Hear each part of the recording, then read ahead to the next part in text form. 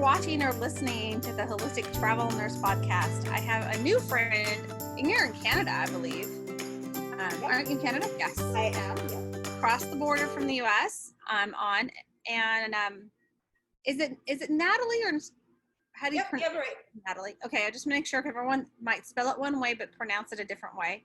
And she has 20 years or more on healthcare experience, from working radiology to working in nutrition, and kind of what got her into all this natural healing stuff is she's going to share that part. She's going to definitely be on this episode more than once, the 2-part series with you. She has an amazing story of healing with her children. She's like me, where I got into natural healing as a mom, wanting to figure out how to take care of my children. And I didn't even think about my own health, because moms will think about their kids before they think about themselves. So it was understanding how to be, like you were telling me before we started, you feel like you weren't getting answers where you are in the Western medicine, and you had to kind of take it in your own hands. So tell us a little bit about your story and what kind of led you to that whole natural healing path. Well, it was kind of a normal story. I always tell people I'm not special in any way. I started my journey, just a really excited, wild spirit that was in healthcare, really enjoyed my life, and lived life to the fullest, as they say, not very conscious of health in any way. And then next thing I knew, I had this beautiful little boy who was about 2 years old. And unfortunately, he used to speak a little bit, and then all of a sudden there was a regression in his speech. And the doctor that I went to see, and my family doctor, who I'm so grateful for because she was so quick to catch it, sent us off to a pediatrician to be assessed for no diagnosis or anything was talked about then, but just to be assessed because she was a little concerned about his lack of speech and the fact that he wasn't making any eye contact. Even though I was in healthcare, I actually had absolutely no warning or no idea of the diagnosis that we were about to get. So what ended up happening was I went to this pediatrician appointment, went to a little assessment, and I was, next thing you know, sitting in front of a pediatrician who very rudely told me that she was almost 100% sure my son was autistic, and that these were the next steps of what we had to do. And I was completely devastated. And I went home. I remember, I think I drank a bottle of wine that weekend, and I thought to myself, this isn't okay with me. I don't accept this. And that's actually a process I've learned that many women go through. There's like a process of guilt first. Did I do something wrong? A process of, blame, and then a process of this isn't it. And some people are acceptant right away, but most people are going through a denial stage. I'm glad I did, because honestly, if I wasn't as stubborn as I was, we wouldn't have the result that we did today. But it took about 2 years of research, and I stumbled, and I hate to say that, but it's true. I stumbled because I mispronounced a word on Google, and I know all moms love Dr. Google at the beginning. That's all there is. And I found this beautiful, entirely different world that was all based on food, and a story of a neurosurgeon who was very much speaking to me in that Western dialect that I could understand, being in healthcare. And so what she ended up doing was, she was a neurosurgeon whose son was autistic. She had never met another autistic child but her son. And her story was so inspiring. And all I could think of when I read it was, it's not going to hurt us to try this. It's not going to hurt to try to change my son's diet. What's the worst that's going to happen? He's not going to eat it, right? And so we went on this venture through our first experience through she recommended, and I'm sure that most autistic parents these days have heard of it. Back then, this was like over 8 years ago, this was very new, was the GAPS diet, which stands for the Gut and Psychology Syndrome diet. I don't think people, when I say GAPS diet, I still get like, what are you talking about? So I don't think a lot of people understand it, actually. So the entire foundation of it is that we have this connection between our gut and our brain, the microbiome, and I'm sure you've probably spoken of it on your podcast. But that gut connection is pretty much so prevalent in young children, and it's still completely open. We don't have, as we age, and at the age of 5, where our microbiome is kind of formed at that point, it's a little bit different. But before that, we're so sensitive to so many toxins. And that's one thing that is really interesting in our children today, is that we used to think that children were born with like this fantastic detox system. Like they were born like it was a clean slate, but it's actually the opposite. You actually build up your detox as you grow older. And so for like now that we're seeing in umbilical cords, for example, they're seeing hundreds of toxins that they can test. So that's like a huge impact already before birth. And so when I really found and fell in love with like this entire different world, we dove in. Now, the one thing I always tell parents when I do have these conversations is it's not like I woke up one day and my son was healed.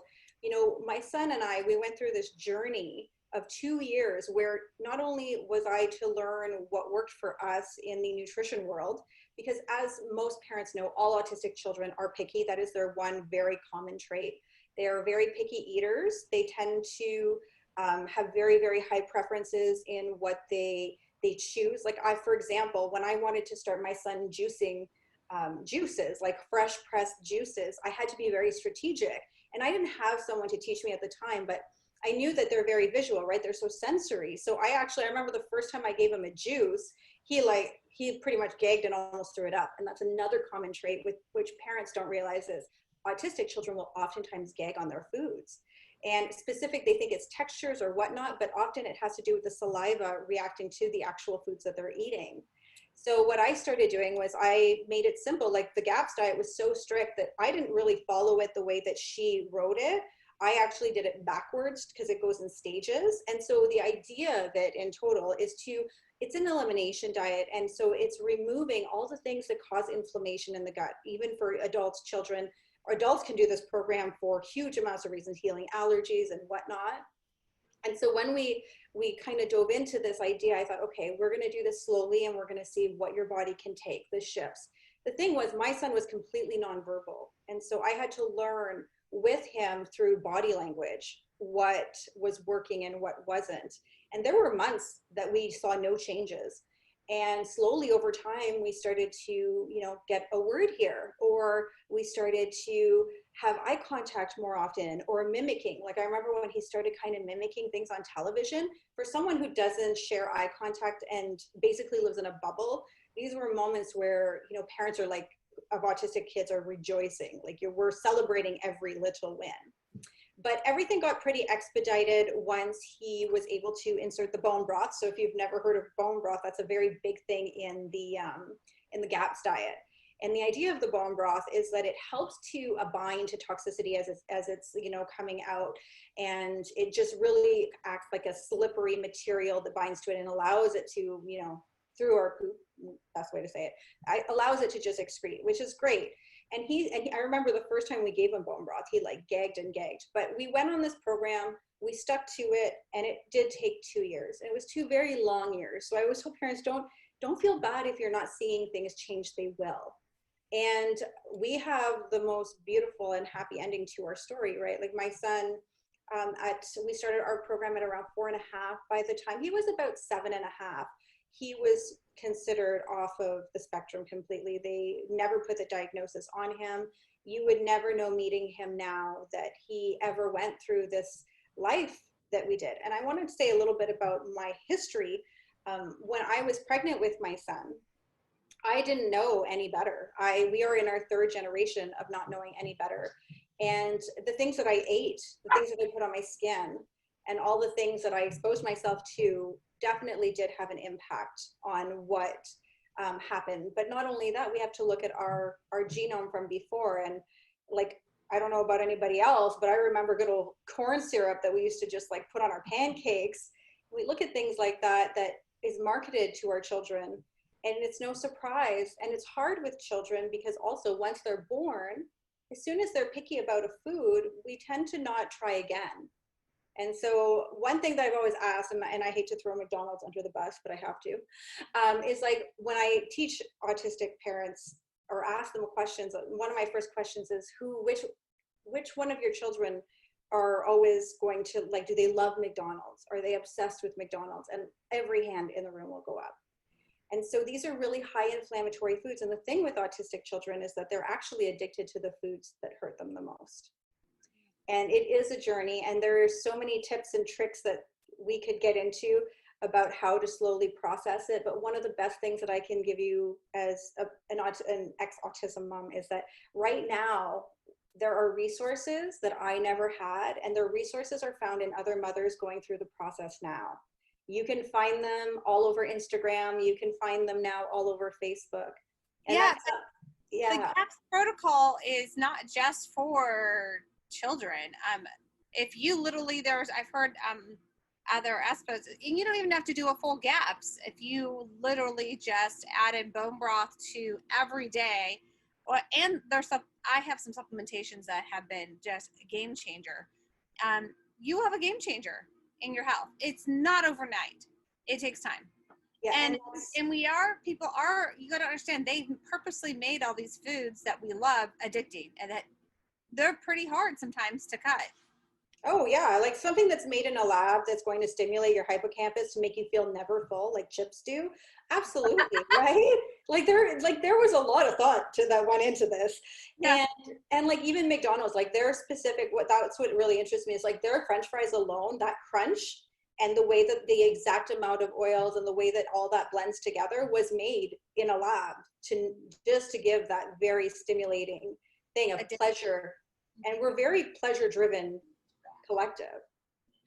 So it is unfortunate. So, years ago, my husband was saying, is listening to this in the background, he's like, it used to be beef fat. Beef tallow fat is very good for you. The process, yeah. I mean, if you had actually had a French fry beef tallow, you're actually doing yourself some good. The soy processed, they're inflammatory to your body. Those soy and canola and vegetable oils are very inflammatory to our bodies. And you have this inflammation, and people could be walking around with this inflammation, especially right now, because I think COVID is seen like when people get sick with COVID, they are getting a little more sicker if they have more inflammation in the body. We talk about this because I see the markers being checked all the time on people. And there's some markers in the body that we can tell how much inflammation is going on in the body, certain types. And you have that and you don't even know it. It's because of your diet. It could be, I used to react horribly, and I still do. I stay away from it, like big time. Aspartame is poison. Oh yeah. Yeah, the way, it's interesting. I went to a talk actually about aspartame when I was at one of my when I went to the Symphony of the Cells talk, and he said, there is nothing that will mimic fibromyalgia like aspartame. And if you ask people who have one of these prevalent like autoimmune conditions, do you drink pop? Like more than 50% of them do. They drink pop that has aspartame. And it was sold to us. And like, that's the thing with our collective and like the communities that we live in. It's not even our fault really at this point, because it was sold to us, marketed to us as being good and better. We're just now seeing it's like smoking, right? It took how many years to realize that smoking has such a detrimental effect on lung and cause lung cancer. Now we're seeing the same thing with food.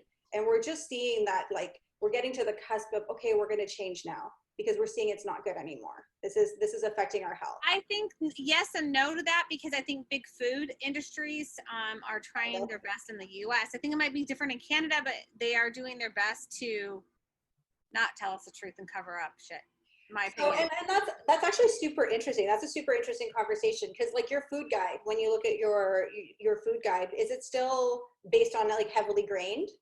Yes. Okay, so we just changed our food guide. Our food guide. Yep, did? Yeah, our Canadian food guide now is prevalent in mostly veganism. It's literally pushing plant-based like all the way. It's been interesting to see, because one thing is that even though it says that, most people still don't do it, right? And so but it's nice to see that the government has actually put it forth that way, that we should eat this way. Well, I don't believe everyone should be a vegan. I actually, but I also have had people on my podcast who've had major healing eating carnivore and cutting completely. Yes. It's funny that you say that. I just did in my membership portal an entire debunking diets masterclass. And interestingly enough, carnivore is interesting because it's an elimination diet again. Yeah. And what I really like to talk about when I talk about specific diets, they're all going to have their time and place. There's really not one that's wrong because for each person are at different levels of healing. For Yeah, people I who agree. are, for people who are really, really eating processed foods, eating carnivore and keto is going to be like Game life changer. changing. Absolutely. But those are also not meant for long term, right? They're meant to eliminate, reintroduce slowly, and find what works for you intuitively. Yeah. But it's really, so there is always a time and place. What's been interesting though is focusing a lot more on bringing in plant-based is what our government is saying. They're not fully, it's just limited meat. Like before, everything was meat was on top, right? Like it's like the pyramid that they used to have with the grains on top and then meat and then cheese and then all of X, Y, and Z. It's like they flipped it now to the vegetables being on top, more prevalent.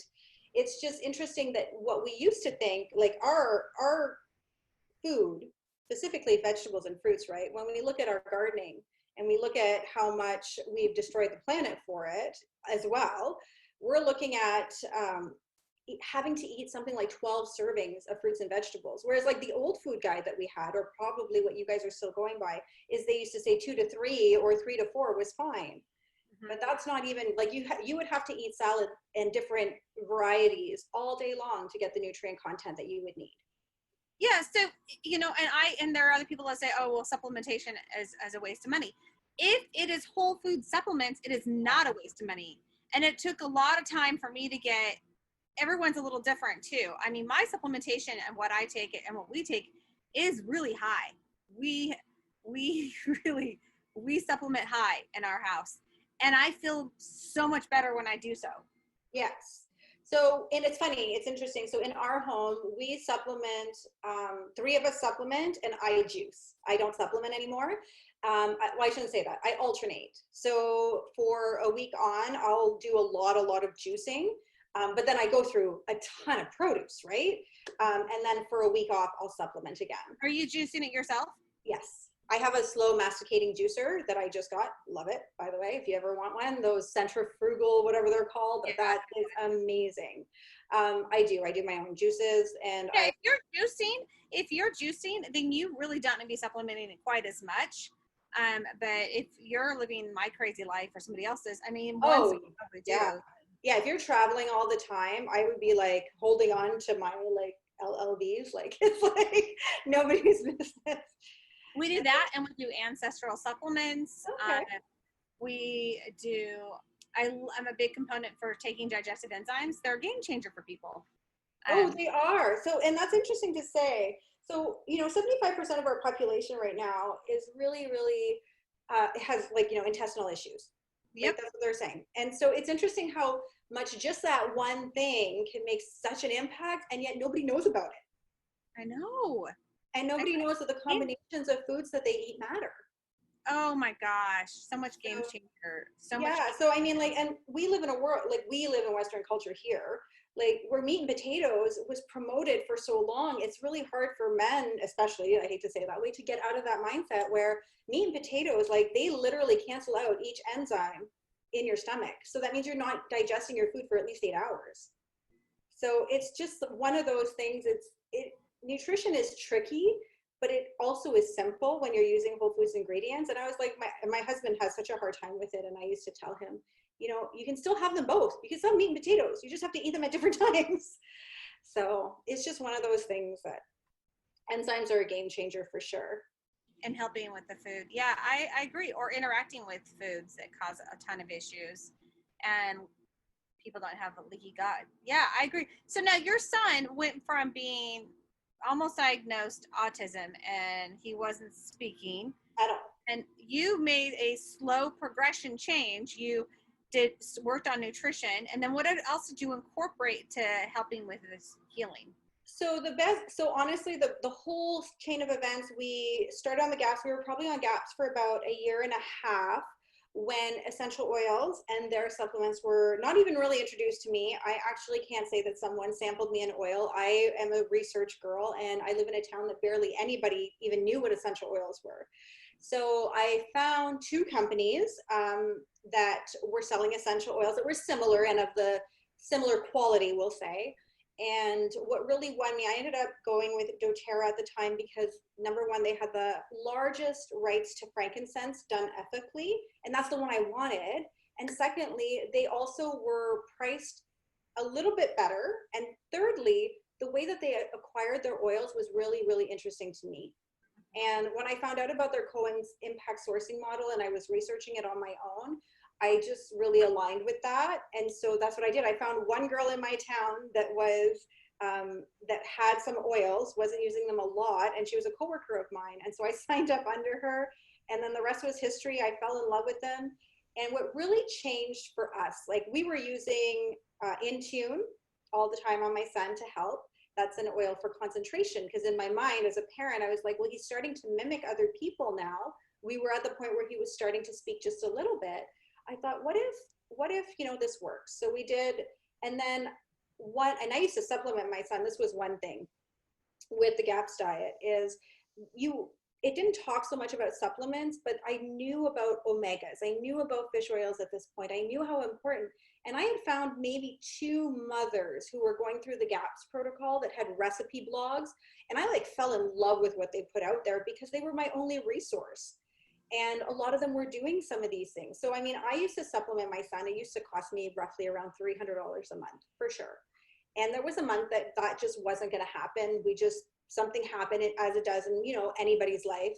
And so I was looking over the doTERRA supplements, and I was super interested because they had almost everything I was supplementing in these like little chewable, and my son, like chewable capsules that likely tasted good. Whereas my son was used to taking like fermented cod liver oil, like no flavor. I still love cod liver oil. I am still a huge fan for that, though. Oh, I am too. But like getting a child to take it, I don't know how you did that. I mean, go hands down, Mom. Oh yeah, we used to do the way, and that was another little tip and trick for parents who want to try on a journey. Kids with autism, they actually like to play with like syringes, right? Like those empty syringes. So we used to actually do like a spoonful of syringe. And so he got used to it, and he started just doing it himself over time. So he would do that with the cod liver oil, with the juices at the beginning. It was just an easier way because they often have texture problems drinking and eating. So moving forward, I like decided, you know what? I've only lost a month if something happens. And when you are the parent of an autistic child, you're super scared to regress, right? Like you've already made so much headway. What if this doesn't work when what you're doing is working? Now, when we bought these supplements, I never stopped doing what I was doing. I was still doing all the bone broth. I was still doing the probiotics. I was still doing, you know, essential oils on the back. And then we brought in the A to Z chewables from doTERRA and the Omega, the IQ Mega. And it was like a gift.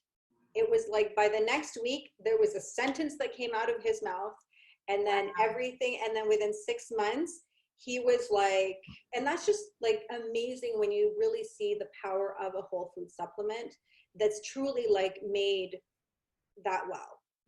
And they still take that. Much cheaper than what you were spending. Oh my gosh, it was like, oh yeah, like I don't even cry. Now I can supplement our whole family for what I used to supplement for him.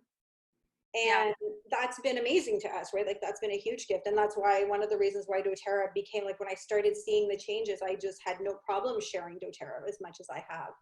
And I want to say the rest is history, but I remember bringing him to his pediatrician, and she didn't even know what to say at this point.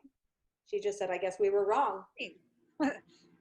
Yeah, so that was her answer. I guess we were wrong. I do wish that we would have had a little bit more interest in seeing such a drastic change when I'd had multiple meetings of her trying to put this diagnosis on, saying, you know, he's not going to get as much help in school if he doesn't have this diagnosis on. You need to be doing this. And I had meetings at the school, right, to see, like, we'd have meetings at the school, and I remember leaving every meeting crying because I was so frustrated. And I remember the first time I went into, he was in grade 2, and this is when we were like really in a good space.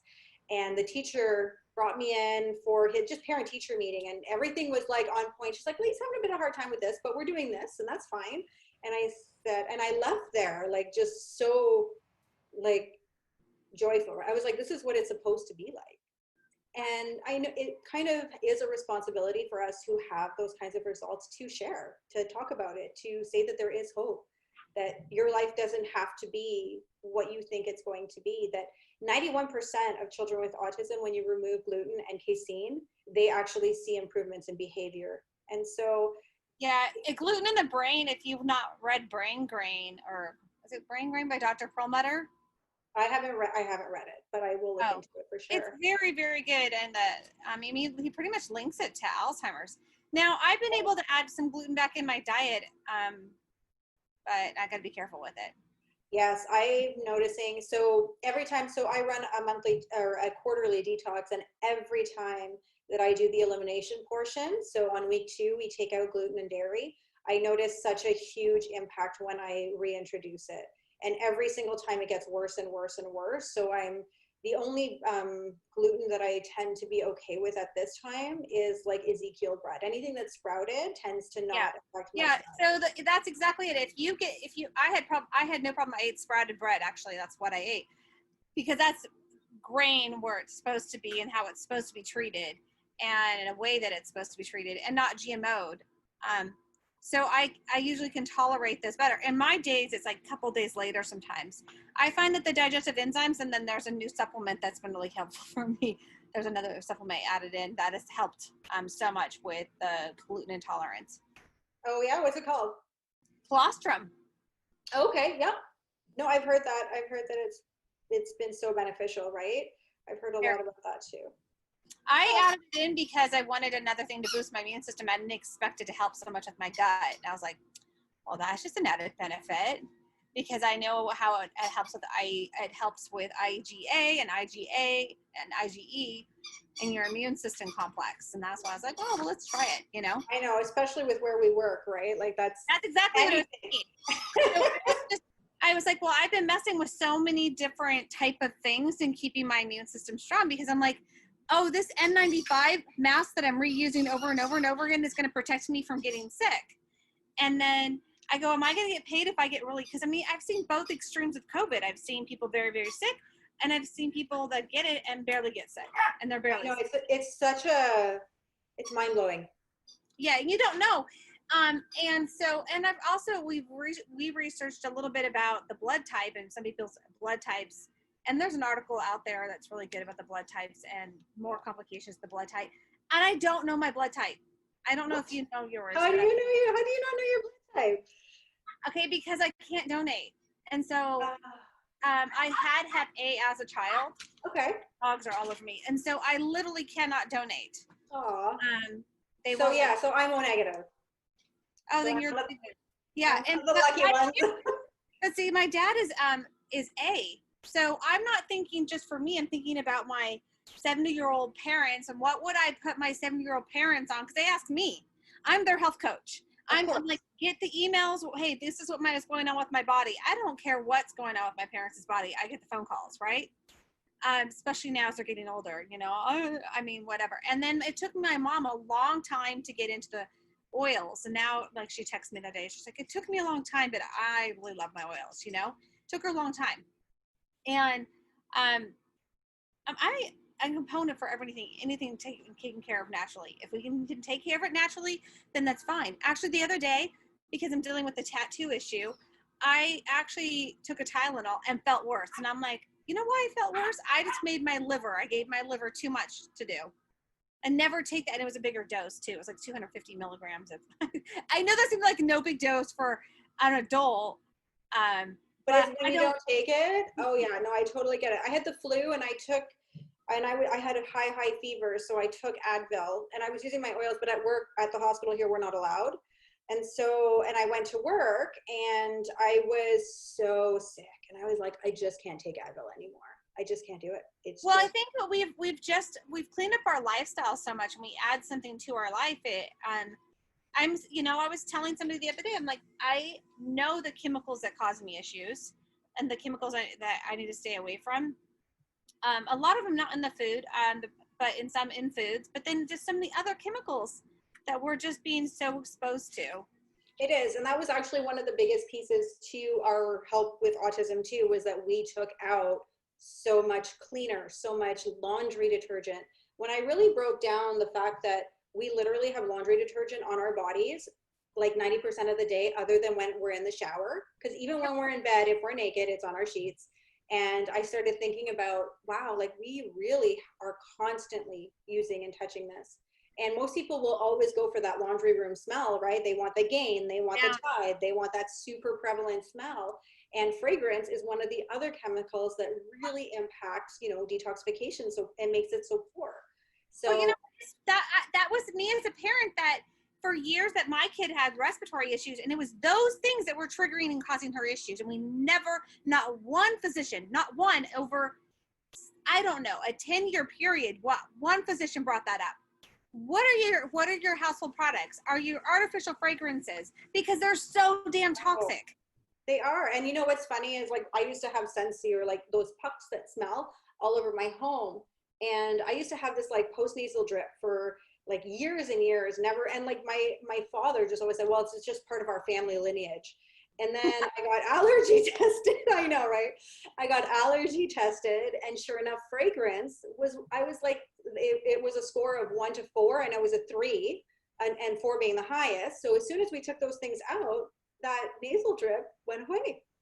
Yeah, I think it's so sad that some people go, oh, I'm allergic to essential oils because they had an experience with an essential oil that wasn't essential oil. And I'm like, nope, what you experienced was not an allergic reaction. You had an issue with whatever additive that was supposedly in that essential oil bottle.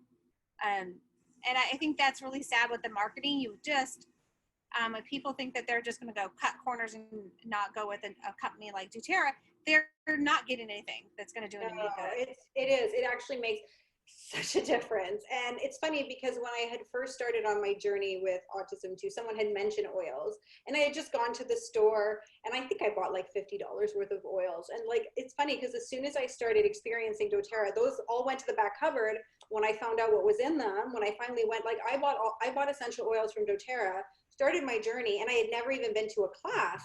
So you can imagine my like complete shock when I went to a class and found out all of these, you know, things about other essential oil companies. And I wouldn't even give those essential oils to someone else. I had to throw them out because I was like, there is no point in me giving someone else something that's toxic. And that's one thing that I notice a lot about how, like, new age products that are being sold a lot of the times, even in little stores. I said, well, where do you get your essential oils? And they're like, well, you know, from China, and they have these big buckets. And I'm like, well, have you ever thought that maybe those are actually fragranced, and that your products maybe shouldn't be labeled as all natural? It's been, and it's like, and I'm trying to be kind about it, because it's not about, like, I don't want them to stop selling natural products. It's just more about, you know, being more informed in what they're using. Exactly. So. Yeah, exactly. Because, I mean, it took a long time, and healing, people don't understand, the healing process takes a long time, and especially with how toxic you are, and opening up those pathways and getting your pathways, your liver and your kidneys, all those, you know, functioning better, and feeling normal. People will just think this is their new normal. I'm going to have this chronic issue, and you really don't. And if you go that medical route, that's where it gets really hard for me in healthcare setting, is that to see it. Yeah. To see the belief, like, in their eyes that there's no hope, like full belief that there is nothing that can help them. And you know, the opposite. It's heartbreaking. Yeah. And so much of life choices. And that's what I just did a post on Instagram. I'm like, if we would just slow down and go back to nature. I mean, people are freaking out about the pandemic, and still freaking out. And I'm like, do you know that there were pandemics in the past? And in the Bible age, there were pandemics that they were taken care of naturally. So I don't know why people need to shut off the media. I agree with that. No, it's hard. Yeah. And like, you still see it. And if it's not one thing, it's another. But really, at the end of the day, it's just slowing down. And you're right. It's just like for us, we were very privileged in Canada. We were forced to slow down in Ontario anyways for at least 3 months. So people were off work. And mind you, our government was actually quite kind, even though I was still working, but people were well taken care of. And so they were able to slow down. Like, I don't think we've ever seen so many people start gardening as we have ever. I've never seen so many photos on Facebook of people I know in my area where they all have backyard gardens right now. Well, you're doing so much health for themselves, because getting out there in nature, getting out there with those microbes is so good for you. Yeah, I know, just playing in the dirt, right? Like, just even that one little thing. Yep. not to mention whatever, you are making your own and growing your own food is just so darn good for you. It's just, it's a big game changer. And I do think people just need to slow down and just kind of go back to nature. And I mean, we jumped to it. I made my husband do a 3-day juice cleanse. You ever do castor oil? Have you ever done castor oil orally? Yeah, once or twice, but not very often. Yeah, because it helps with like getting rid of gallstones too, right? If you have some. Yeah. And he's like, I will never do that again.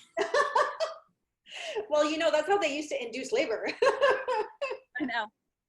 I know. Well, you still can. It's a midwife brew, but it's still, and you can do it on topically. You can do it topically too. Yeah. But there's health benefits to all these different things, and so we love messing it up too. I mean, like we try to eat. Actually, I was telling him, I'm like, we are trying to eat low carb as possible, and he goes like, "Oh, I bought all this fruit," and I'm like, "Babe, some of this fruit is so much sugar. There is a difference in what kind of fruits you're supposed to be eating too. Then if you're going really low carb, and you think that you're doing okay if you're eating grapes. No, they aren't the best for you. They still are sugar." Yeah, it depends on what state you want your body in, right? Like if you want to go into ketosis or if you want to do X, Y, and Z. Yeah, and then like you have frugivores who are doing amazing on their diets and who. Well, they're not diabetics either. No, I know for sure. And that's it, right? Each person has their own unique way that they need to figure out how to eat. And it's funny because even as a nutritional therapist, and this is why I went into nutritional therapy instead of nutritionist, was because it focuses on unique individuals and just figuring out what they're missing rather than just focusing on, either taking away or giving things that may not work for them. Yeah, I agree. So, I agree. And that's why I rather work with someone in one-on-one because, and that's the bad thing about our medicine is is cookie cutter. Oh, well, you have this, we're going to do this. And I'm like, everybody is so unique. And so like you might ask this person to go on this kind of supplement or change their diet with this. And this person might not have no reaction to gluten. There are people actually have no problem with gluten for now. Could change. That all could change. Absolutely. And then there are people that like, dairy is so bad for them, and there are people that can totally do dairy. So you cannot put people in some lump bump situation. And if you do that, then we're not doing anyone good. No, if we're doing that, then we're just looking at our current healthcare model in Western healthcare, right? That's what they do. So they just end you, right? Oh, you got something wrong with your kidneys? We give way too many carbohydrates to our type 2 diabetics, and then Oh, really? Totally. Oh, like at the hospital? Really? You don't have like a diabetic diet? The diabetic diet's a joke. They get pancakes with sugar-free syrups. Would you want to give your diabetic patient pancakes with sugar-free syrup? No, nothing, and no carbs, right? Because they turn into sugar. I totally get it.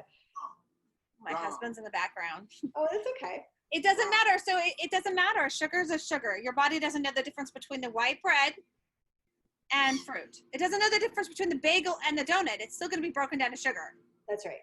No, I agree with that. And my father-in-law is a diabetic, and he has a hard time with that too. So he's a metformin lover.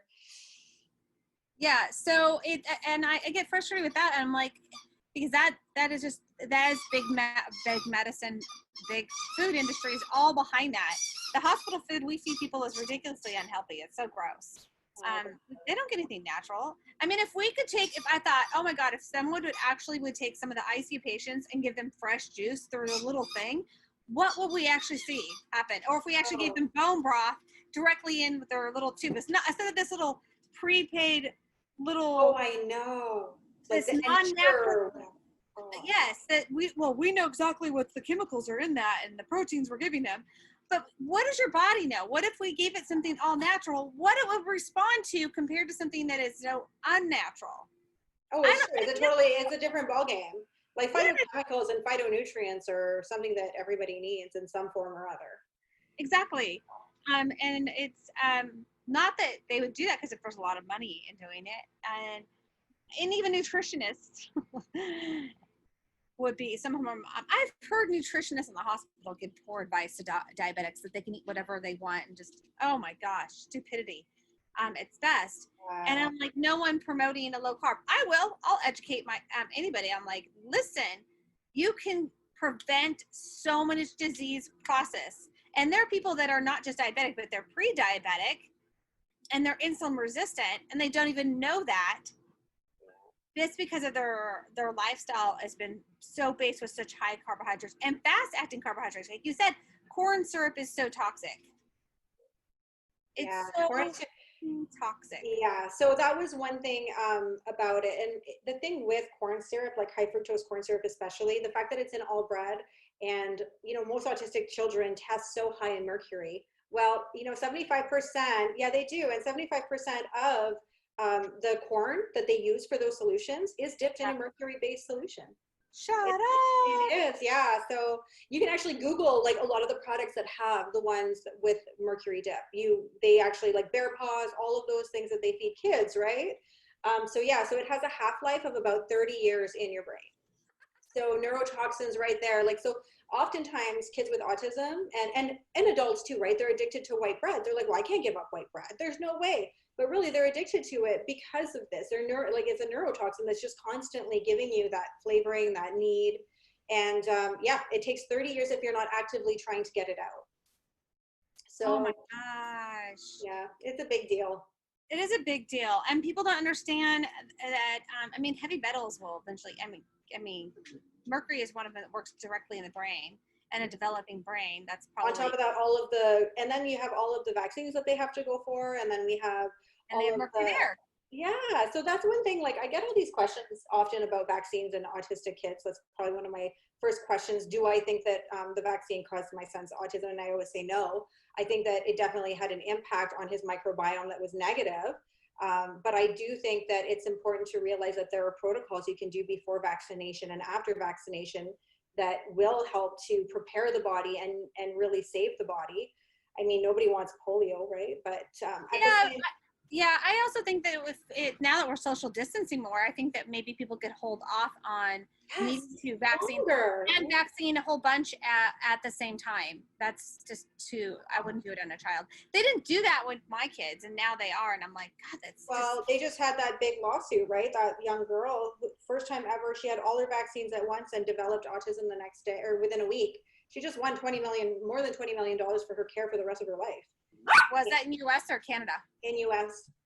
Wow. It was the first ever lawsuit that was allowed, but the doctor did give her all of her vaccine. I think it was like 9 vaccines all at once. That's ridiculous. Just too much in the body. And that's what I try to explain to parents. I'm like, you can't really blame, you can imagine it being the straw that broke the camel's back, but you have to think that body was already primed for that to happen, right? To have that inflammation. The whole point of a vaccine is they're not really being educated that, the whole point of a vaccine is to create an inflammatory response. So you create antibodies, right? Like we just do it because we're told to do it. We're literally programmed that way these days. Well, this is what you're supposed to eat. This is what you're supposed to do to be a good person, to be a good citizen. You need to do all these things. Yep. Especially more now than ever. I mean, it's so much with our media and so much in the background of even with shows. If you find who's sponsoring, who's advertising inside the shows, and just even in our families, if you think about it, like I remember when we started on our autism journey, even my nobody could understand why I wanted to do this. Nobody wanted to follow this program. Absolutely nobody. For the first year, I cried in my kitchen almost every night. Were you making the bone? You had to make your bone broth yourself then. It wasn't a whole bunch of people making it then. No, I made it myself. I made everything. I could have slept in my kitchen. I remember I was like, man, I spend so much time here now and so not used to it, right? Because we're used to instant gratification. The media teaches us that we need instant gratification. We have microwaves. We have X, Y, and Z, right? Everything needs to happen right away. But it doesn't. Slowing down is what's going to really be the part and that's why I liked it when you said that. It's at this point where we need to slow down to speed up again. I absolutely agree. Now I got to ask you, because people might want to just go get bone broth. There's so much false advertising with bone broth right now too, that they're labeling all these things bone broth really aren't good bone broth. So will you just tell the listeners, sorry, dogs in the background, there's 4 of them here, a little bit why and how, if they were to purchase it, what would they want to get, and then the process of making it. So the process, actually, bone broth is super easy to make. That's why it's so worth it. The only thing you really do need to focus on research-wise is finding a butcher that will not that's only using high-quality meats. So you really need to take the time to get to know, is there nitrates in my meat? Is this meat been given growth hormones? Has this meat been given any antibiotics throughout its life? When we look at how much, especially in the United States for you guys, and I know this because I've read lots of research on that, is that a lot of your meat is treated very poorly. And if you have and I tell people, did you know that you don't need as much to eat when you're eating something that's high nutrient dense and it's not full of that fat and I always give the example of like when you're looking at a salmon that's been farmed versus a salmon that's wild, those ridges that are all fat based, I'm like, what do you think that is? And they're like, well, it's just fat. I said, no, that's where you store your toxins. And that's actually how we as humans do it. And then when you eat it, what are you doing? You're eating another animal's toxins. So bone broth is super similar. You just want to make sure your bones are high quality. Does it matter what kind of bones? Actually, no. And it's nice to have a variety. For example, what we started doing to keep it nice, and I'm a maximizer, like I like to have the best bang for my buck. I started buying my meats that were high quality, antibiotic free with the bone in, and I would store the bones in a bag in the freezer until I had enough to put it in the crock pot. You just cover it with water. You add 1 tablespoon of apple cider vinegar, preferably the high quality kind, such as Bragg's or something with the mother in it. And you let it sit for over an hour. So it helps to leach out the magnesium and the nutrients out of the bone a little bit. And then you just turn it on and you let it, depending on the bone. So if you're doing beef, you kind of let it sit there for about 72 hours. And then if it's like chicken, it's usually about 48 hours. And fish, you can do fish bones as well. And that one would be just a little bit less time. So at least 24 hours, 48 hours, we'll say. Now you'll get this really thick layer of fat on the top. And the thing with that thick layer of fat is you actually want it to stay there. You want it on there because that is the potent power of the binding that's going to help that and bind to the toxicity that's there. So it's kind of like when you're dealing with bone broth, you're getting like a 2-for-1 special, I like to say. You're getting your nutrient content from high quality bones where you're getting excess of magnesium, calcium, things you don't always get in your diet, right? And then on top of it, you're getting the ability to bind to toxicity and let it out easily so that it doesn't get reabsorbed through your leaky gut. Also heals the tight junctions in the gut too. What's that? It's supposed to help with those tight junctions in the gut too, healing it. Yeah, and it helps with joint pain. Like, it's funny because I had already started doing bone broth before I even realized that my son would benefit from it because I have a severe scoliosis, and I was following Dr.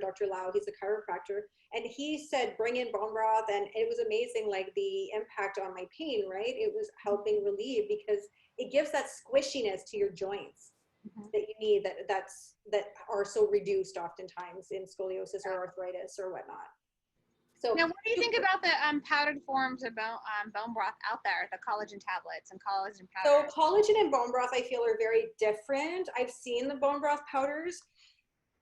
Do I feel that they are as effective? I can't give you that answer because I don't know. I haven't researched it enough to give you an answer that I would know, but I tend to lean away from that. I tend to still like whole foods the way that they come. I find they're so easy to make. You can store your bone broth in the freezer if you want, and you can even store it in muffin tins and then pop them out and have them as single serve so that, like, I mean, it lasts forever in the freezer, right? As long as meat would, 6 months plus. So I found that if you're buying it in the freezer section and you're getting it where it's gelatinous, meaning, you know, it's gelatinous, and it's the organic stuff, that's actually better than buying anything that's on the soup aisle that says bone broth. Yeah, you know, so everything that's in the soup aisle, if it's not in the freezer and it's not gelatinous, it's not bone broth. Yeah. It's whatever they think it is. It's called bones. It should be called bone stock. And it has its own probably purpose, but it has to be non-GMO. You have to, the quality of the meat is everything. You don't want to re-ingest stuff that's been sitting there, first of all, probably treated. Like, I believe firmly that what we ingest is also in some ways going to be affected by the life of that animal lived. Like, if you're ingesting a cow that's sit in captivity and then it's been slaughtered, the meat is generally tough. Whereas if you eat a cow that's been cleanly raised, you have it, like the texture of it is totally different. Yeah. And you just have to experiment with that yourself to find out, right? Like, it's a whole learning process. Yeah, it is. It's a big game changer, and it takes a lot of work in the summer. It's a great thing as we go into fall to incorporate in your life and do. And it's funny because when I get sick, I tend to go for green juice, and I crave a green juice. And I mean, it's like I'm in an area where, like, I was in an area before where there would be someone that would actually make juice. You could go to a place and they'd make you a fresh juice. I know that they do that they used to have it at Whole Foods even around where but not anywhere at this little town where I'm at. There's like one No, juice there's nowhere here either. which is craziness to me. I think it would be like, because you could do it with a coffee shop too. You could totally do Oh yeah, just have a juice bar. Yeah, we used to have one in town, and then it closed down when she moved away, and I actually used to work out of there too, so it was nice. But yeah, every town should have a juice bar. Honestly, they should.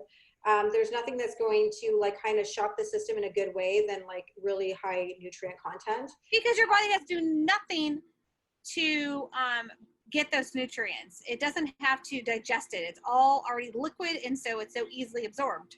Yeah, yeah, that's it. It just takes it and uses it. And that's what we need sometimes, right? So, Especially if you're sick.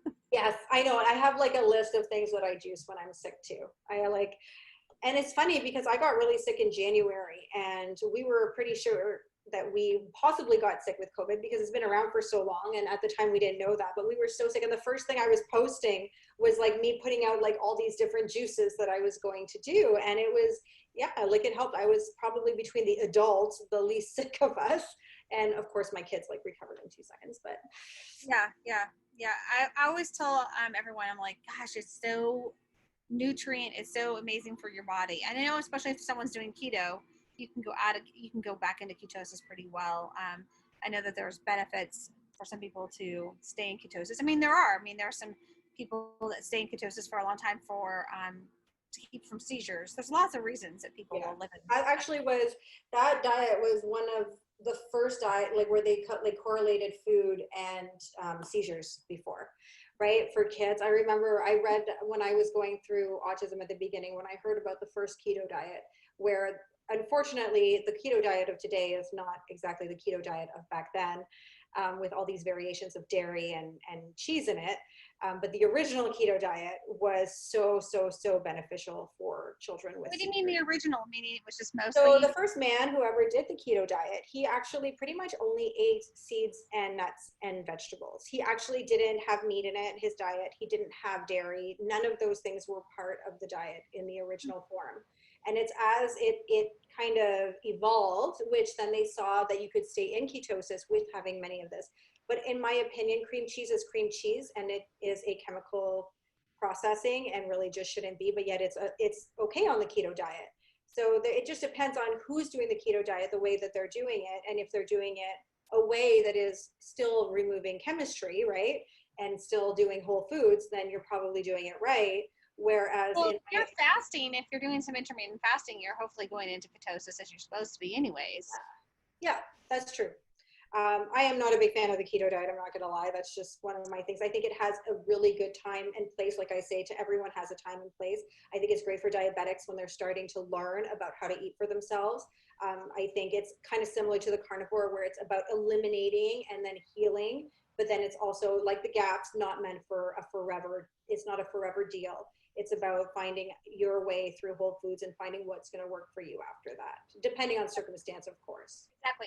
80% of your diet, something that is quite healthy and closer to nature and closer to being less processed. Yes, yeah. I agree.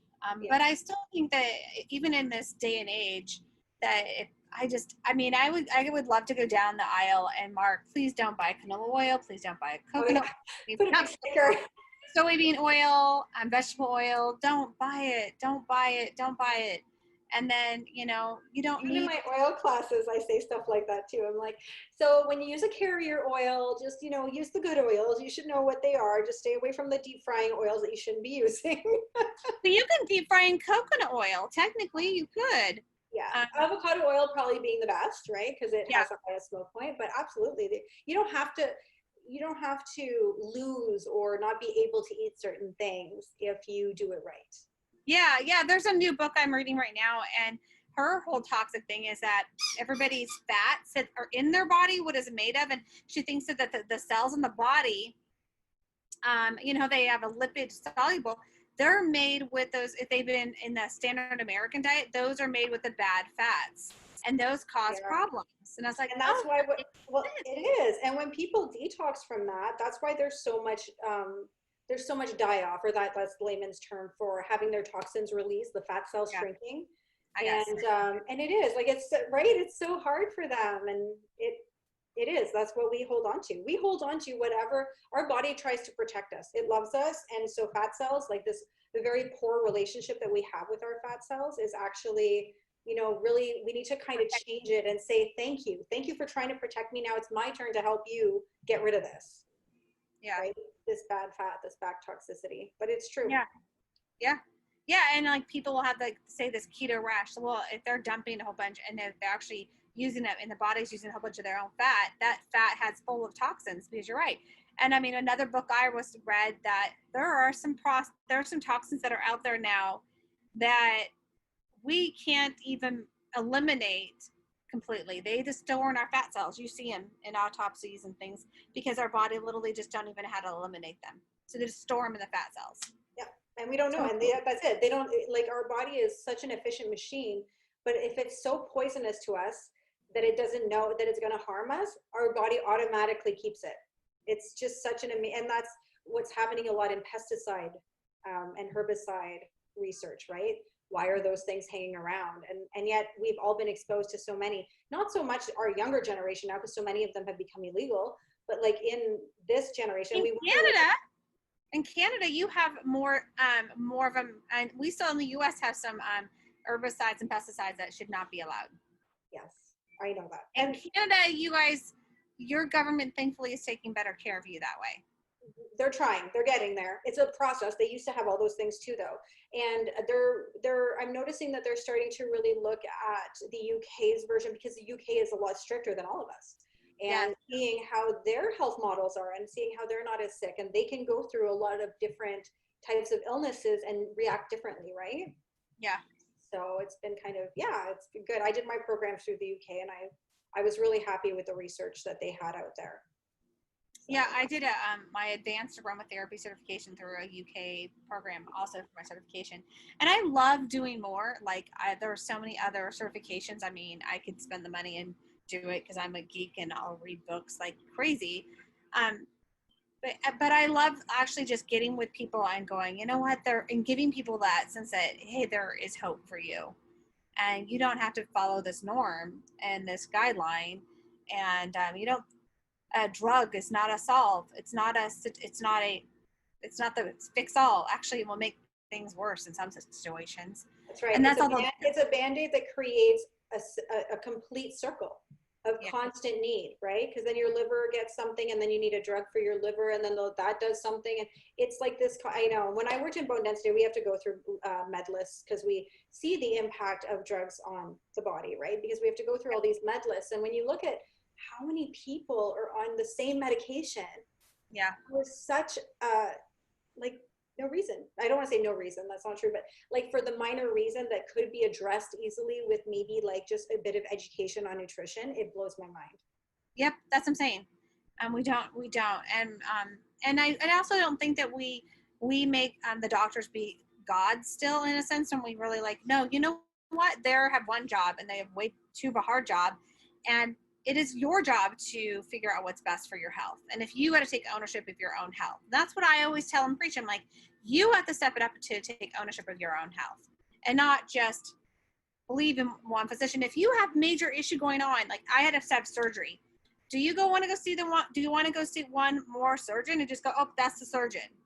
I mean, I guess if you're in a small town, you're stuck, but not even. Like I get referred, and I'm lucky. My doctor is quite good. If I want to see I ask to be referred out, and I do. I get referred out to another town, and they do that. Like they'll do that for anyone, but you have to be the advocate. Well, you're just gonna get the freaking surgeon that's here. Like you have to advocate for yourself. If you don't, nobody else can. And gone are the days where doctors who gave birth to you is looking after you. The doctor looking after you has 10 minutes to figure you out. Oh yeah, less than. Yeah, so that's it. Yeah, in the hospital setting, like a physician that could have 20 patients they has to go see that day. That's ridiculous. Yeah. And so then that's why the nurse to patient ratio is important too, because they're the ones, I mean, even times we catch stuff and we bring it to the doctor. Oh yeah, I see it all the time. I'll see the nurses go through their list. They're like, oh, those drugs don't go good together. We got to go, they catch things that could really, really hurt people. And yeah. Doctors see their patients for a very short period of time. They have a hard job and they know chemistry. And I work with great doctors that are very personable. There's nothing wrong with them. Do any of them have food education, nutrition education? Not one. No. And matter of fact, I was curious because there's a high-end one that has a podcast that I like that I won't name his name on here. And I was curious just how much it is like if you were to go through some of his programs or, whatever. Most of it, he just health coaching. And I mean, it was like, it was ridiculous amount of money. And I was like, God, I'm so much cheaper when someone sees me than what they'd get because he's got a name for himself now. And yes, he might help people, but my goodness, and it's not covered by health insurance. No, and that's the thing, right? That's it. And that's like a whole other conversation when we think about like the whole new paradigm around how we need to price, because the people who need the services can't afford services like that. Like there needs to be sliding scales. There needs to be tiered payments. There needs to be when we go into nutrition, most people, they go into trying to help people. Mm-hmm. They want people to be able to afford their services, right? Yeah, right. And you can still have things happen. You can still be wealthy by creating different programs. Like it just blows my mind the way that things, coaches are the same way. I actually have an amazing coach that I ended up working with. And I thought to myself, like, oh my God, she doesn't charge enough. Like, does she, they talk about the scarcity thing. They talk about all this. And then I'm like, but then I really got to know her and I saw all of the extra income streams she had. I was like, man, she makes more than freaking most of the big coaches that are charging like, $40,000. So it's really about how you present and what you create. And it's just really our services for people who do nutrition, for people who do any kind of help for the collective needs to be inclusive to all the collective. Yeah, all those people who they find a way, whether it's a scholarship program, whether it's like, someone who's more wealthy can donate for someone who's not, you can create something that can help someone else. Yeah, this is why I have a Facebook group, because at least in my Facebook group, like I haven't done a live lately. I might want to do one tonight. But, in my Facebook group, because it can't be shared, I can speak more freely. Yes. And then when I do Zoom classes and when I don't record them, like I'm doing one in a little while here, those are when I really can dive in and then answer the questions that people have. And everybody has to dot their I's and cross their T's right now so that they don't get dinged for possibly saying something that makes someone or a fact check angry.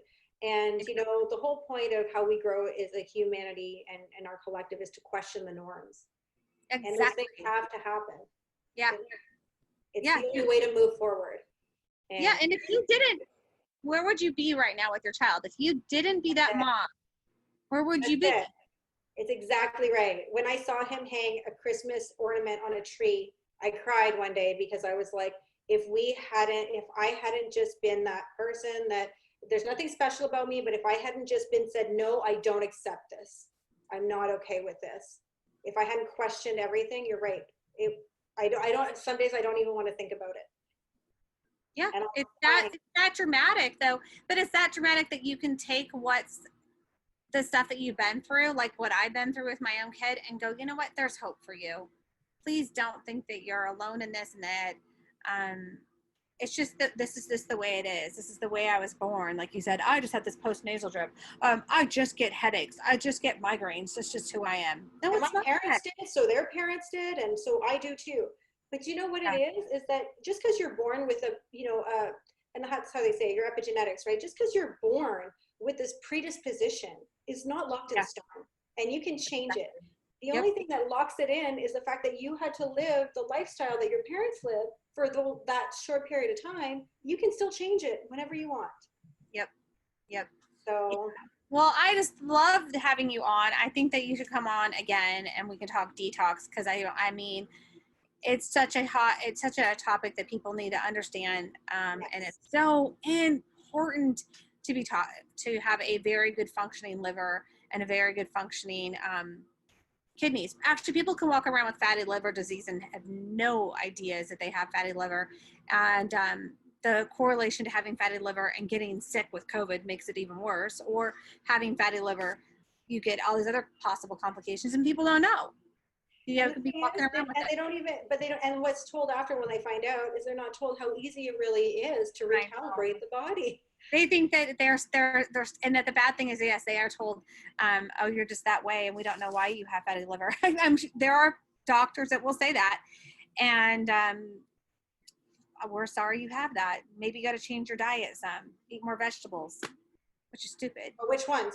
Like, that's the thing. People don't know which ones. Like, help me out. Like, go take some Metamucil. That doesn't work. That doesn't work. That's not going to stop a bowel obstruction. I'm sorry. Yeah. Your gut and those cells are being, people don't get it. I mean, it's just, and there's very, very few, there's more and more doctors that are doing a functional medicine, but they're very expensive. They're very expensive to see. It's hard. Yeah, that is tough. And so it's very tough for people, and it's very tough to be sick and be chronically sick and not feel good in your body and think that that's just the norm. And it is. It's wrong in so many ways in this world right now, that with all of the advances that we have, it's wrong to not know how to feel good. Yep. Like, you have that massage table right there behind you, man. I wish I could go get a massage. Yep. I keep my spots pretty limited because of COVID right now, but it is, I actually really enjoy doing that. It's been really, man. Yeah. And it's just extra. Like, I don't even really do it because I think I do it more because I enjoy it, because I know people feel good from it, rather than when I'm at the hospital and I'm at work and I'm just diagnosing and doing things that are not, it's not the same gratification, right, than is to make somebody feel good. Yeah, so, exactly. Yeah. I've done literally, as a nurse, I have literally done an aromatherapy hand massage on a patient. To calm her down, and it worked like that. I like it, not expecting not to. And so there are so simple little things we can do with people that we don't have to all the way go on the massage table. But that's the beauty of nursing. I probably don't do it. I didn't explain it to the doctor what I'm doing. But, he's just going to think it's some scented lotion and a little hand massage. That's all he'll know. I think that they're not going to, well, I think the doctors, because we're such a small knit town, it's kind of interesting when a lot of the nurses will ask me, because they all know who I am and they know both of my fields here, being here. And so they'll often come and ask me about their children and how can I help with this? And the doctor's sitting right there looking at them like, what does she know that, like, she's doing x-rays? And so we have these conversations. So it's kind of interesting to see them start to perk up, be a little more interested about the stories and start to shift a little bit their perspectives. A lot of science behind what we do. I'm so excited about September and online convention and more science being thrown at us. I'm excited about that. Yeah, that is going to be good. Yeah, so we'll have you back on. We'll talk more detox. I just want to let people, I will give everybody in the show notes your info if they want to reach out to you, because if you really have somewhat of a child that is suffering, then you might want to connect with her. And I do, yeah, absolutely. I actually have a free resource, a free ebook that they can actually kind of go through, that goes through the journey. Write a free ebook? I do. It's short. It's only 6 pages, but it basically walks people through the resource. I have the resource links in it, everything. I was asked so much about it that I have a webinar that is just for autistic children and oils. I have a webinar for how to support the spectrum naturally. And then I also have that ebook that I do offer. They're all free resources. The idea is our children are our future. And that's one thing that I totally will always be open to talking to anyone about. Hey, what is your, we'll end it on a good note, but what was your thoughts on kombucha? Kombucha? Yeah. Oh, you mean kombucha? I don't know. Yeah, it's kombucha, but I have some brewing right now. Did you make it yourself? Yes, I make actually when Dante was going through his autism, we actually made fermented, I used to make sauerkraut, fermented kimchi, water kefir, and kombucha. I made all of those. I used to have like a fermenting area in my old home. And now we don't have to do that as much, but I still do the kombucha. I do like it a lot. And my kids think kombucha is pop. And so for the longest time, now they know it's kombucha. They actually name it. But before they would be like, Mom, can I have some pop? And like other parents would be like, what are you giving them? But yeah, no, kombucha, absolutely. They love it. It's great for the gut. It's anything that will support a healthy microbiome, or I shouldn't say a healthy microbiome, more so the healthy environment for the microbiome to proliferate. I'm French too, so it all comes out wrong. Is okay in my book, and will have some sort of place in our home.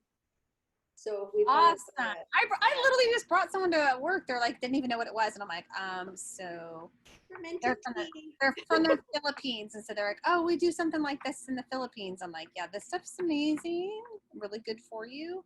Yeah. I actually own stock in a company that, because I want to own stock in companies that actually are going to be beneficial to people. And I found a company that makes kombucha, and yeah, good for you. Because honestly, that's where it's going to grow. Because right now is where people are starting to realize, and nobody wants to take the time to make it, right? Nobody wants to slow down just yet. Yeah. Eventually they or some of us can't. Some of us can't. And so, yeah. Why don't you comment that? So my husband's like, they make it in jail. I'm like, no, they're trying to make alcohol, because if you ferment it a little too further. You make vinegar or alcohol with it, you're right. You get a bunch of oranges, you peel them. Well, everyone does it with different ways. There's many different ways. And they were doing it at my yoga studio. My yoga studio finally has opened up, and we can go so many feet apart and have so many people in the class and get to yoga. And oh my gosh, I'm so glad, because I could do yoga at home, but to be in a collective with people and doing yoga in a class is just so much better than just trying to do it at home. Yeah, that's good. We don't have any yoga studios open just yet. Soon. I'm hoping like a little bit later in the summer, they're going to do some outside. Oh, I know, you should do. I did a yoga and essential oil class in the park, and it was so awesome. Oh, I bet. I have done one before though, but it was a while ago, and it was actually, the yoga classes always went well. We did a chakra oils and a yoga class. That's what it was really good. Fun. See, so much fun. See, not enough actually. She knows more about chakras and Reiki than I do. He goes, what do you know about crystals? My husband's in the background here. So. I know some about crystals. I have a course that I'm doing on crystals. I'm a geek. I like to learn. Yeah. Well, I'm always reading something. I haven't read that much. I told him in my time is like eventually to have my own wellness center would be so much fun, where I could have a yoga studio, have an area for massage, and have an area where people could just chill and read books and have aromatherapy and quiet time, and just come in there. Would be awesome. Like have it all connected, or maybe I love my coffee, so I am a coffee connoisseur, and I love really. I like coffee too. I like coffee. I used to like wine a lot, but that cut out. But yeah, no, I love coffee. I also am a coffee connoisseur. Right now, I'm just doing Creo Brew though, because I'm on the detox, and coffee is off the table for a week. Then it's tea. Or at least with tea. Yeah, I can do tea. Some tea. No caffeine tea. Caffeine is on for the week. Well, yeah. It's for a week. It's just for a week. I mean, I did a whole an interview, and I still get lots on it on ECOP tea. I did a whole thing on ECOP tea, which is from Canada, the nurse that it's named after. You know what I'm talking about? No, I don't. Oh, ECOP tea is after a nurse. Okay. This is in the I have it somewhere in book and references, and I can try how far back this was. But these are herbs that are used by your natives in Canada, and the medicine men of those days would use these herbs in healing. And back before cancer was just chemo, and they go, oh, we have nothing for you. They actually found that this medicine man that was like, oh, drink this tea. And this tea's got burdock root. I'm trying to remember some of the herbs that are part of it. Chaga. There's probably, because we have chaga here that grows on trees, the mushrooms. Yes. It's a blend. It's like a double brewed tea. I mean, you have to doubly brew it. You have to let it sit. There's a whole process to it. And they were actually having people live longer that started the tea and not doing any chemo, and the cancers were shrinking just on the tea. And so that's what the stories are, and that's what people use it for multiple things. But when someone is doing a detox, it's one of the teas I really like to use it. You have to. It's like a loose leaf thing, and there is this whole process of getting it and making it. And I couldn't tell you, but I'll put it all in the show notes if someone's curious of all the herbs that are part of it. Also, sorry, can you tell me your podcast? Yeah. Oh, Holistic Travel Nurse. That's what I thought it was. And then, because I wanted to go look at it, and can I get your handle for Instagram? Yeah, I'll send it to you in a little message so you can get it. I think it's just Holistic Travel Nurse on in my Instagram too.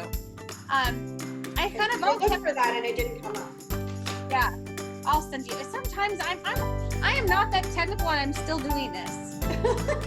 You can do, I mean, I've had to learn how this technical stuff, so I'm getting there. I'm more like, get me a book, and like I was reading today, you know, that's actually real estate. So like you said, have your multiple streams of income. That's our other stream of income. So I'm reading all about real estate these days.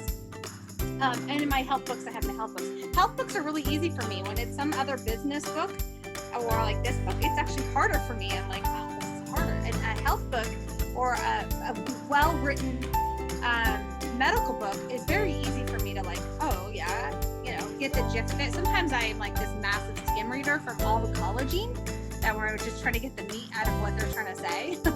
Yeah. So yeah, you break it down by words. Yeah. Yeah.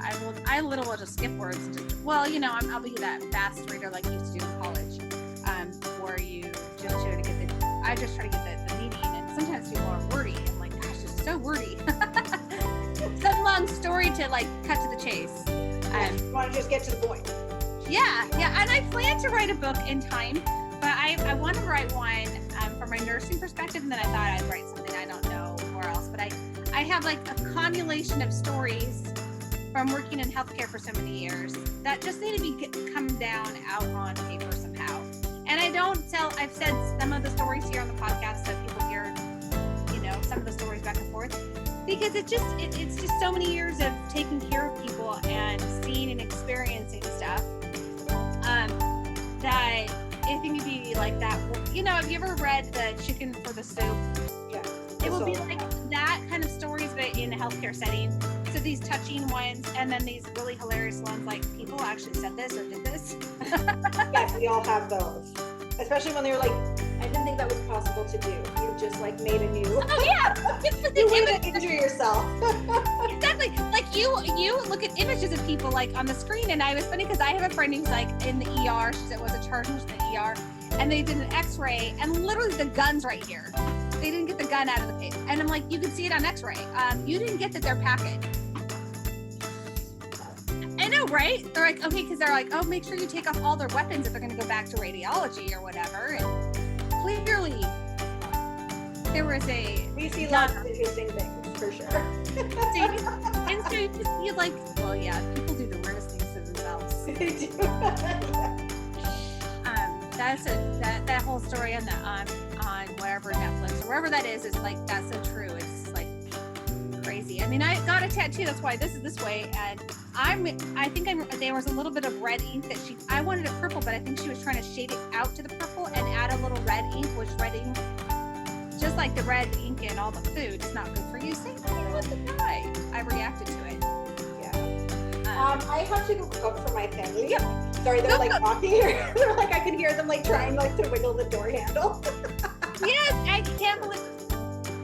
My husband wants to know what the symbol is in the back, and then you can let us go, and then. Oh, it's the Om symbol. It means the light in me sees the light in you. It's from yoga. Yeah. I have I'm completing my yoga instructor. I'm almost done. Yay! So I'll have you on again. We'll talk detox, and we'll connect again. Have a fabulous evening. Yes, you too. Yeah. Thank you. We'll talk soon. Okay. Bye.